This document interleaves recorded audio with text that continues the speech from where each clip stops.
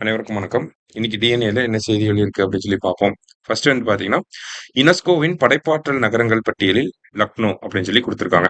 அதாவது என்னன்னா, United நேஷன்ஸோட UNESCO வந்து கிரியேட்டிவ் சிட்டீஸ் நெட்வொர்க் அப்படின்னு சொல்லி ஒரு லிஸ்ட் வந்து வச்சிருக்காங்க. அதுல இந்த வருஷம் பார்த்தீங்கன்னா, 58 நகரங்கள வந்து ஆட் பண்ணியிருக்காங்க. அதுல ஒரு சிட்டியா யார் வந்திருக்காங்க அப்படின்னா, லக்னோ வந்து வந்திருக்காங்க. இதன் மூலியமா யுனெஸ்கோவோட கிரியேட்டிவ் சிட்டீஸ் நெட்வொர்க்ல வந்து மொத்தம் 408 நகரங்கள் வந்து இருக்கு. சரியா? ஸோ அதுல லக்னோவ எதுக்காக சேர்த்திருக்காங்க அப்படின்னு சொல்லி பார்த்தீங்கன்னா, கேஸ்ட்ரானமி அப்படிங்கிற ஒரு விஷயத்துக்காக. கேஸ்ட்ரானமினா என்ன அப்படின்னு சொல்லி பார்த்தீங்கன்னா, it is the study of relationship between food and culture. ஓகேங்களா? உணவுக்கும் அதனுடைய பாரம்பரியம், கலாச்சாரம் அந்த மாதிரியான விஷயங்கள பத்தின ஒரு ரிலேஷன்ஷிப்ப ஸ்டடி பண்றது தான் கேஸ்ட்ரானமி அப்படின்னு சொல்லி சொல்லுவாங்க. இந்தியாவிலேயே முக்கியமான ஒரு நகரம் எது அப்படின்னு சொல்லி பார்த்தீங்கன்னா, லக்னோ. இந்த லக்னோ உணவுக்கு ரொம்பவே ஃபேமஸ் ஆன ஒரு நகரம். ஓகேங்களா? ஏன்னா, அங்க வந்து அ மல்டி குசைன் கல்ச்சர் வந்து இருக்கும். சரிங்களா? முஸ்லிம்ஸ் கல்ச்சர் இருக்கும், ஹிந்துஸோட கல்ச்சர் இருக்கும். இந்த மாரி பல்வேறு கல்ச்சர்ஸ் வந்து இருக்கு. முஸ்லிம்ஸ்லயே டிஃபரெண்ட் குசைன்ஸ் வந்து இருக்கும். அவாதி பிரியாணி சொல்லுவாங்க. அதே மாரி பார்த்தீங்கன்னா, கெபாப்லாம் வந்து அங்க ஃபேமஸா இருக்கும். சாட் ஐட்டம்ஸ்லாம் எல்லாமே வந்து பார்த்தீங்கன்னா, அங்க ஃபேமஸ் ஆகி தான் இந்தியா ஃபுல்லா வந்திருக்கும் அப்படிங்கிறதெல்லாம் கூட சொல்லுவாங்க. சரிங்களா? ஸோ இந்த மாதிரியான ஒரு இம்பார்ட்டன்ட் ஃபுட் சிட்டியா இருக்கனால லக்னோவ கிரியேட்டிவ் சிட்டீஸ் நெட்வொர்க்ல ஆட் பண்ணியிருக்காங்க.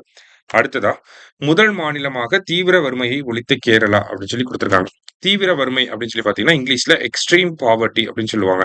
எக்ஸ்ட்ரீம் பாவர்ட்டிய எராடிகேட் பண்ண ஃபர்ஸ்ட் ஸ்டேட் யாரு அப்படின்னு சொல்லி பார்த்தீங்கன்னா, கேரளா. நவம்பர் 1 அந்த மாநிலத்தோட முதலமைச்சர் அவங்களோட சட்டப்பேரவையில இந்த அறிவிப்ப வெளியிட்டிருக்காரு.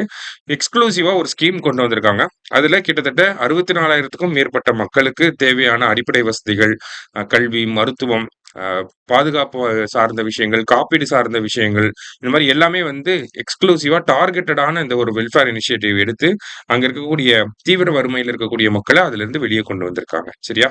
ஸோ இந்தியாவிலேயே முதல் மாநிலமா இத பண்ணது யாருன்னா கேரளா. அடுத்தது ஆசிய பசிபிக் பொருளாதார உச்சி மாநாடு அப்படின்னு சொல்லி குடுத்திருக்காங்க.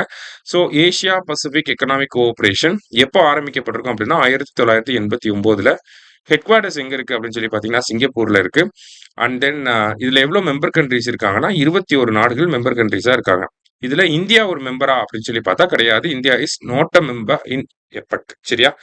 ஸோ இதுல இந்த வருஷம் மாநாடு எங்க நடந்துச்சு அப்படின்னு சொல்லி பார்த்தீங்கன்னா, தென் கொரியாவுல ஜாங்ஸு அப்படிங்கிற நகரத்துல நடந்துச்சு.